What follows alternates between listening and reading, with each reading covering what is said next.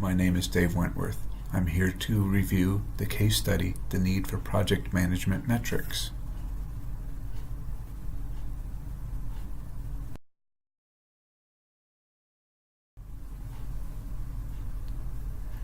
The case study presented in project management case studies for this lesson plan discusses a company whose stock had hit a 5-year low. Historically, the company was not an industry leader but more of a follower. In recent times, the company had trouble creating value in its innovations. Innovation projects were being managed. However, lackluster projects were allowed to continue far too long before the plug was pulled. This case study is presented in 8 parts. It starts with a meeting led by Al Gray, the president and CEO of the firm, and follows the company as they come up with ways to solve the problem. Each part in this case study follows a team of individuals assigned to improve the metrics used to make informed decisions. Each part of the case study presents a step in the process of understanding and developing metrics in order to solve the current problem. Each section will be summarized, followed by a discussion of answers to the questions presented at the end of each part. That company stock is at a 5-year low, and innovation was struggling. Al Gray called a meeting to discuss the situation. Though the company was rich in talent, achievements were not up to par. 2 particular areas, research and development, and engineering, responsible for developing new products, were struggling to successfully innovate new products, and Al Gray felt this was the root of the cause. He points to 12 high-priority R&D projects which looked like winners, only to have 5 of them lead to any revenue, none of which could be considered home runs. The remaining 7 projects were considered failure, but the plug was not pulled on the projects until late in the life cycle. 5 of the projects consumed the firm's most talented people.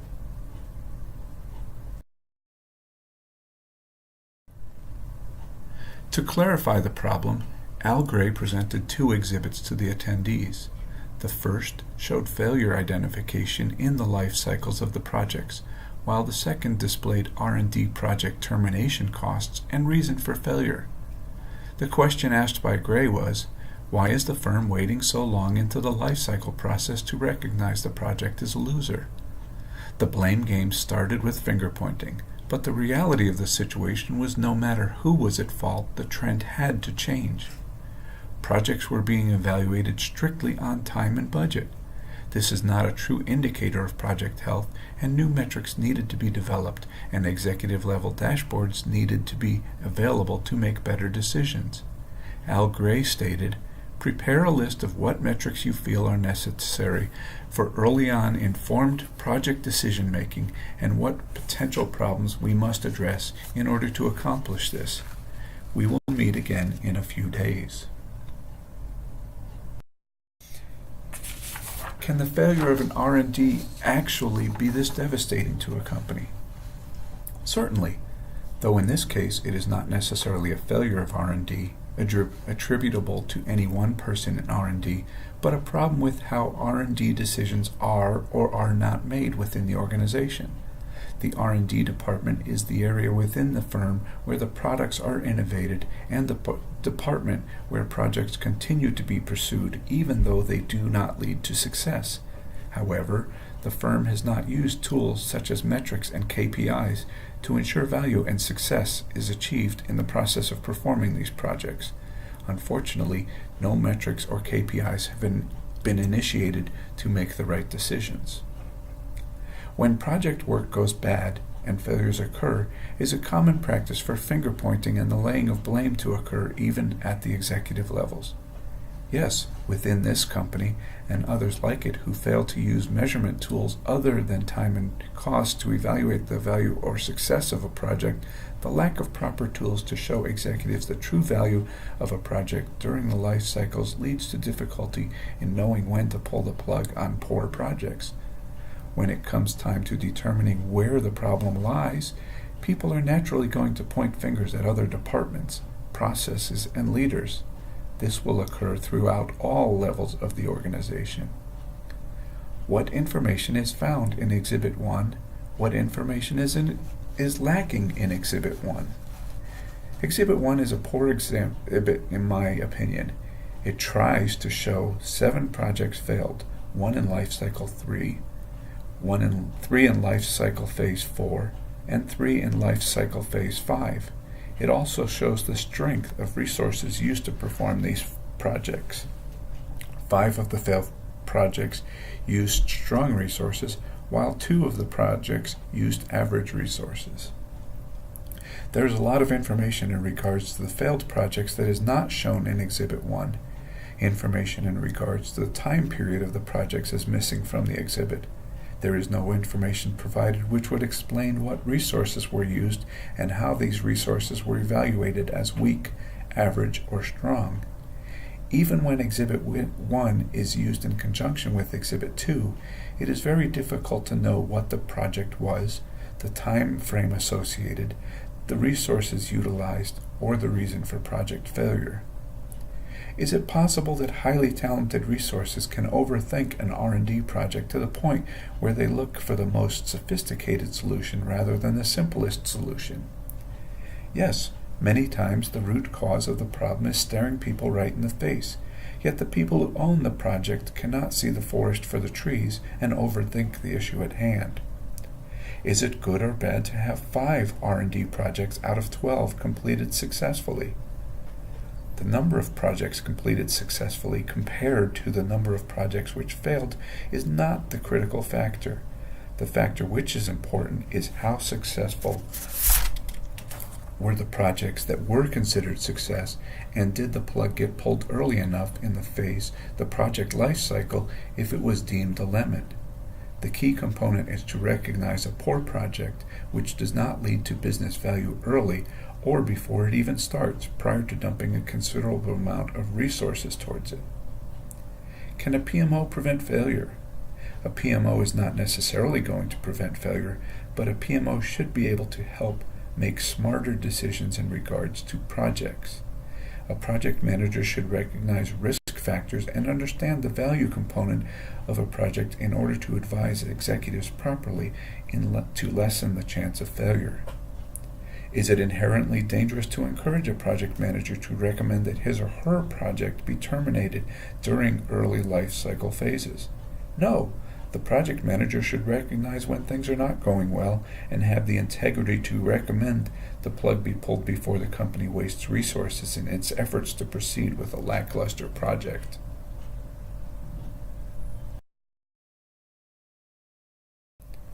Who, if anyone, should be blamed for the failure of projects in this case study? No one person is directly the cause of the failure of these projects. The company overall failed to properly use measurement tools, metrics, and KPIs. They failed to recognize the importance of value in projects and failed to recognize that a project was a loser in time to pull the plug early enough to minimize the impact of poor innovative project management. The culture of the company is to blame, if anything. Is Ann Hawthorne's description of project engineers realistic? Yes, it is. An engineer spends a lot of time in college learning a lot of very difficult material which prepares them for careers in the industry. They are very analytical and meticulous in their work. They take ownership of the project they are working on and work very hard to develop the product. They are very arduous in their work, and the time it takes to put every effort into not only meeting but exceeding the design specifications. However, in doing so, they tend to spend more time than planned in many cases to perfect their product. Would you agree with Al Gray that the root cause of the failure appears to be a lack of good metrics? If this is the case, then how do you justify that other projects were successful? Certainly, the company culture has led to a laissez-faire attitude in regards to metrics and KPIs. They have lost the desire to stay in the forefront of benchmarked processes. Obviously, there are talented people within the firm who can take the initiative and hit home runs once in a while. Unfortunately, a number of project failures were nothing more than long fly balls for outs. Should the PMO take the lead in establishment of metrics? As the focal point for projects within the organization, it is logical for the project management office to take the lead in establishment of metrics. However, the metrics can measure many different things for many different departments, so it is imperative that the departments and the department leadership be involved in establishing metrics which are pertinent to their processes. Are a few days enough time for follow-on meeting, and should executives attend? A few days seem to be a short period of time for getting the ball rolling in regards to metrics.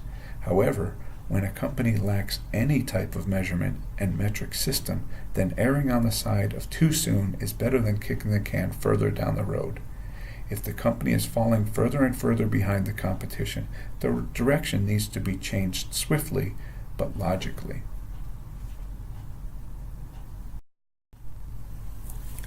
As times changed, the company realized that their product offerings must change as well. They can no longer rely on existing products if they want to see growth. Customers now want value in the products they choose. Value needs to be more important than cost and quality. As a company, the firm needs to be sure they are working on the right mix of projects. The new metrics the company must develop will help ensure that the firm is creating products that have value. If the metrics show there is no value in a project, then the plug must be pulled to move on to other projects which could be more successful. The metrics management team will report to the projects management office. Al Gray knew his employees. He decided to assign the following people to the task force. John, representing the project manager and assigned as the team leader. Patsy, representing marketing. Carol, representing new business development. Alan, representing engineering. Barry, representing R&D. And Paul, representing manufacturing. What metrics were and learn how they could benefit from using them. Benefits of using metric include to improve performance for the future, to improve future estimating, to validate baselines, to validate if we are hitting our targets or getting better or worse, to catch mistakes before they lead to other perhaps more serious mistakes, to improve client satisfaction, and as a means of capturing best practices and lessons learned. All of the benefits are great, but without action, there is no benefit. John stated, "We must focus our primary mission, which is the establishment of metrics for our innovation process. We need objective, measurable attributes of project performance in order to make informed decisions. We must be able to use the metrics to predict project success and failure." The team decided that the metrics had to serve as early warning signs or risk triggers. Allen stated, "Engineers do not like constant supervision. They like the freedom to create, and I am sure the same holds true in R&D. There may be some reluctance to metrics." The task at hand was not going to be easy. John suggested starting with small rather than large steps. He stated there are 4 questions we should concern ourselves with. What metrics should we select? How will the metrics be measured? How will the metrics be reported? And how will management react to the information? Based on these questions, the team agreed to meet with their people and come up with a list of metrics for the next meeting. Is there a relationship between the capturing of best practices and development of new metrics? Best practices are practices used within an industry or an organization that are recognized for their effectiveness, innovation, and contribution to success and productivity of the firm. As such, as stated by Kersner, while metrics are most frequently used to validate the health of a project, they can also be used to discover best practices in the project management processes. Capturing best practices and lessons learned is a necessity for long-term continuous improvement.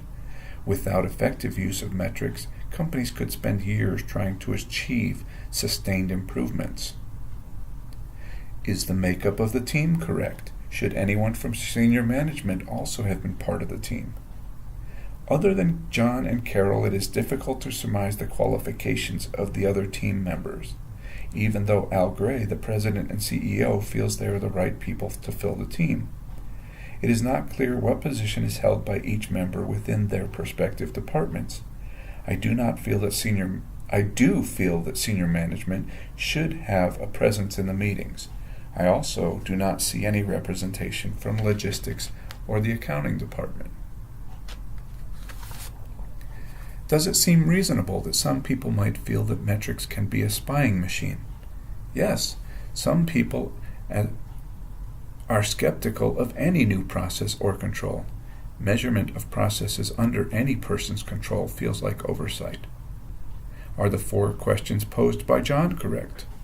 These questions are a good starting point. Since the team has no baseline, these questions must be answered in order to get the ball rolling. What metrics would you include in the list that might be appropriate for innovation projects? I would include metrics that reflect value, feasibility, time frame, budget, resources, customer satisfaction, and profit. A member brought a list of possible metrics to the next meeting. The first task was to combine all metrics, so a list was created. Was the list too long? If the list is too long, they may be doing more harm than good. On the other hand, if we don't provide enough metrics, are we doing any good at all? In order for a metric to be worthy, the data collected must be informative. Metric selection is critical. John stated he had friends in other companies that maintained a metrics library the same way that other companies maintain a best practices library.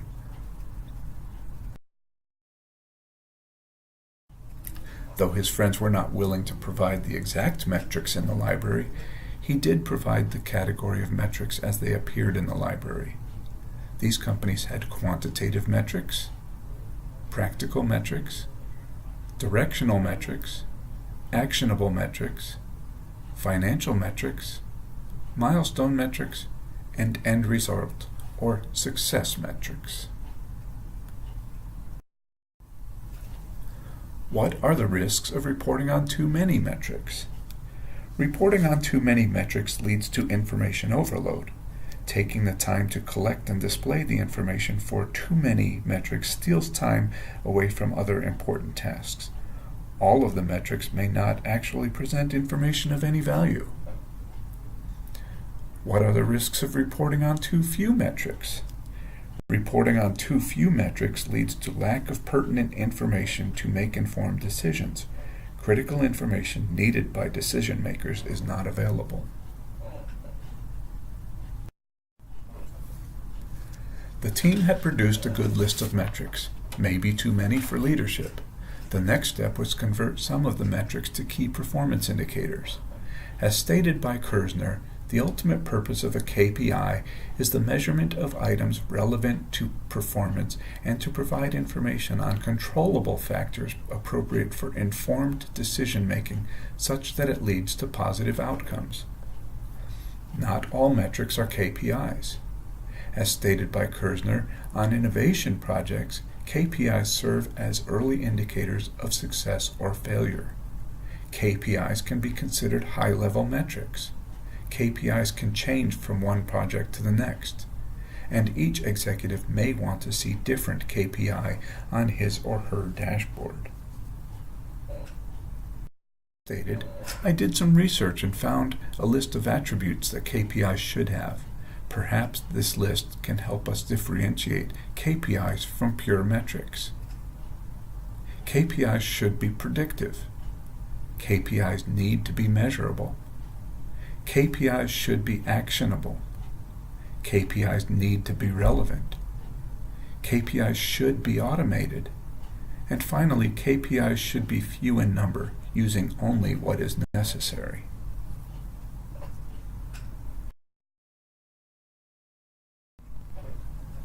Is there a simple way to differentiate between a metric and a KPI? Simply stated, a metric is a measurement. As stated by Kersner, key performance indicators are those metrics that substantiate the health of a project and can be used to predict the future success or failure of a project. Metrics are just data collected from measurements. They are useless unless they mean something to the stakeholder. As stated by Kersner, a KPI is a metric specifically related to decision making. He goes on to say that KPIs should be viewed as high-level metrics, whereas more detailed information may appear as just metrics. What factors determine how many KPIs should be reported?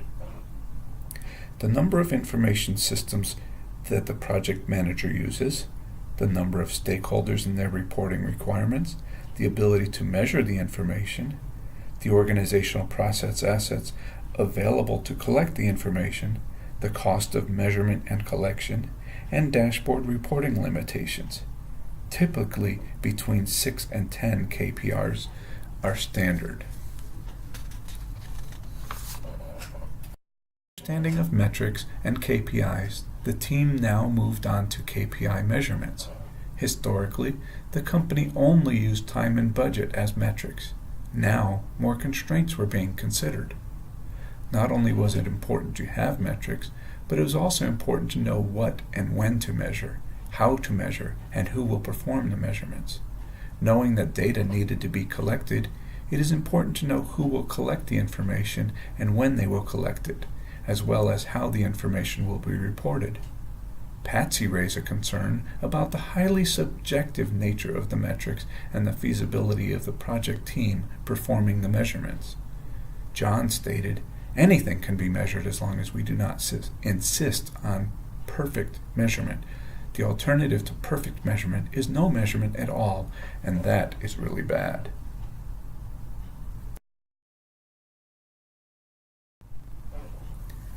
No single measurement would be appropriate for all KPIs. The team agreed to use a target or reference point for each KPI to determine if the measurement reflected a good or bad situation. This is the boundary box approach, as seen below.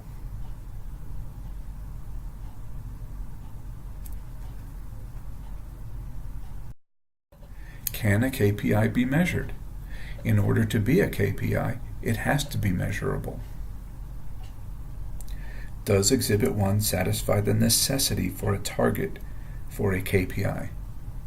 Yes, though the boundary box for each KPI would be different, it would have 5 levels showing the range of target performance.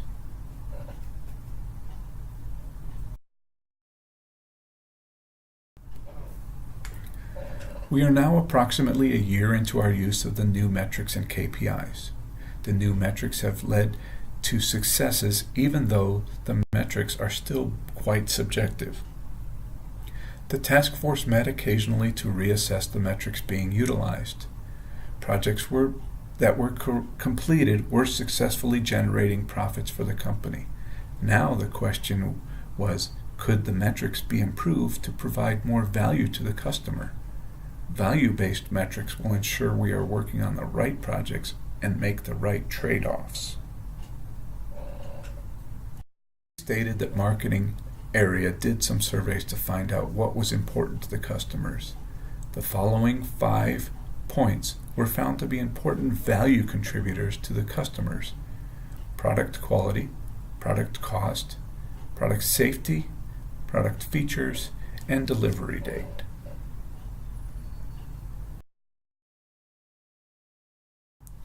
John then stated the project management office was looking at a new way of doing the portfolio selection of projects. Each project must provide value in one or more of the 4 value quadrants, namely internal value, financial value, future value, and customer-oriented value. Using weighting factors, each value contributor would be evaluated in accordance with its importance to the customer.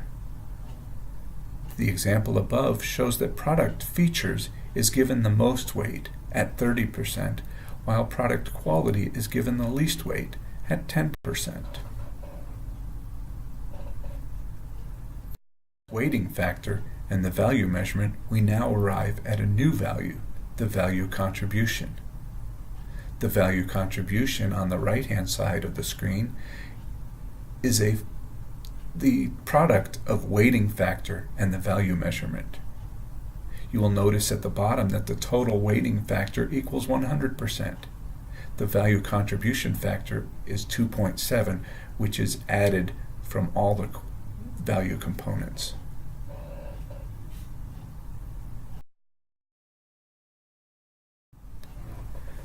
The key to value contribution is for the project manager to work closely with the customer to determine the weighting factors. What is important to the customer? An advantage of this type of weighting is that the weighting can be changed during the project. If the budget seems to be running over, the weighting factor can be adjusted, giving more weight to the budget, allowing the project manager to realize sooner if the project needs to be canceled before the budget gets out of control. The same can be done for any of the other value components. The project manager needs to keep an eye on total value contribution. In the example we just discussed, a total value contribution of 2.70 represents a healthy project. If the value contribution falls below 1.75, cancellation of the project is warranted. What process would make this process more subjective than objective? If the factors and data associated with these processes and projects are just considered in terms of numerical raw data, there is no degree of subjectivity. However, there are ways to be more objective in utilizing the collected numbers and raw data. The text of the case shows that the process can be more objective in several ways. Weighting factors can be used to give more significance to certain value components and less to others. In another manner, a value measurement multiplier could be used to give value components more total value contribution. If these innovation projects were for external rather than internal clients, who should have more of an influence in the selection of the value components, the customer or the contractor doing the work? The customer should have more influence in the selection of the value components. Can the value component change over the life cycle phases, and if so, under what circumstances? The value components can change during the life cycle phases. We may apply more weight to a factor if we are behind the power curve in regards to one factor or another. In this case, the value component of cost may have started in the beginning of the project at 20%, but with cost overrun, the cost could be changed to 40%. Likewise with any of the other value components. If safety started to become an issue as the project progressed, then the weight of safety issues now rises to reflect the problem.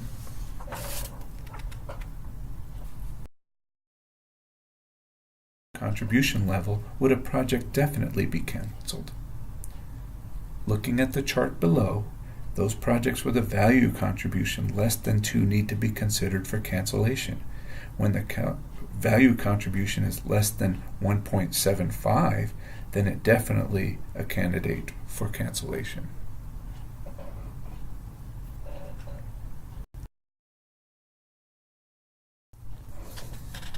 In a perfect world, every project would be a winner. Every project would meet expectations and lead to profit. Unfortunately, not all projects are destined for success. Some projects will need to be canceled before they bleed the bank and consume all resources. I like to say, if the baby is ugly, call it ugly. The company needed to do a much better job of pulling the plug on projects. Al Gray proposed 3 mechanisms for canceling projects. First, assign a project sponsor from senior levels of management in each of the innovation projects, and this project sponsor must be involved all the way through. Secondly, lower and middle level management should serve as project sponsors and be actively involved in the innovation project from cradle to grave. And lastly, assign an exit champion, someone from the executive level of management and a person that has no vested interest in the project. The exit champion will determine if the project should continue on. Advantages and disadvantages of each approach. In the first example, assigning a project sponsor from senior levels, senior people seem to get involved in these projects at a point where they can be the least helpful. They seem to avoid identification with any project that might damage their career. Their involvement appears only when they have someone else to blame other than themselves if the project is terminated. In the second approach, lower and middle management serving as project sponsors, lower and middle management are backed into a corner because they may be involved in some of the projects, yet have no decision-making authority for canceling them. Additionally, the people on project teams often are not honest with lower and middle management as to the real status of the projects. Senior management begins to wonder if the information coming up the chain is true. And lastly, by assigning an exit champion, the exit champion will determine periodically if the project should continue on. If the exit champion determines the cancellation is the best option, then the exit champion will present his findings to the Executive Steering Committee. The Executive Steering Committee will have the authority to override the findings of the project sponsor in favor of the findings of the exit champion.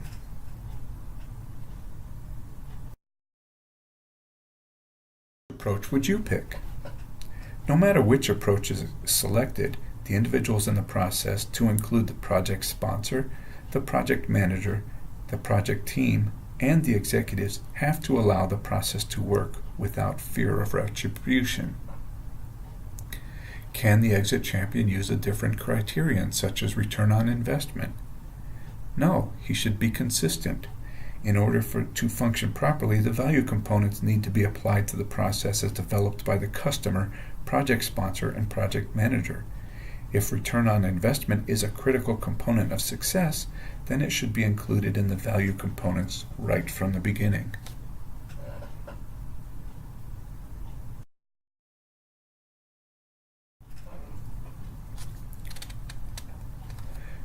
As we approach the end of the case, we find that the company was doing quite well. The new metric system was providing the needed tools for decision making. Some projects were being canceled. Others were obviously considered success. With success, though, comes more obstacles. When things go poorly, the firm looks to get the train back on the tracks. However, now that projects were being managed properly and success was more the norm, we have a new dilemma. Success created new opportunities. Opportunities stress our capacity. The question to ask is, are there any metrics we can develop and use during our process that will give us more insight into future capacity needs? For predicting success be developed. There are a great number of factors in predicting the outcome of any future event. Since their event has not occurred yet, we have no baseline for our prediction on trends and data from the past. Since we don't have a crystal ball, any prediction is susceptible to error. Let's assume that out of 100 projects we succeed in completing 75. That is a 75% success rate. Does this mean that we can say with 75% certainty that any future project will succeed? Not necessarily. The trend would say that 75% of past projects succeeded, but that does not say anything about the certainty of the future. Can a metric for predicting capacity needs be developed? This is very dependent on the business we are in and the products we produce. Just as sales predictions are used in marketing and production, we could use predictions to estimate capacity and therefore determine increases in capacity based on projections. The decisions to make an investment in capital to increase capacity is leveraged against predictions and projections, and is therefore susceptible to being over or underestimated. What are the risks assuming these two metrics could be created? Overestimations can be costly. Underestimations will lead to lost opportunity. Al Gray was wise in recognizing the problems facing the firm.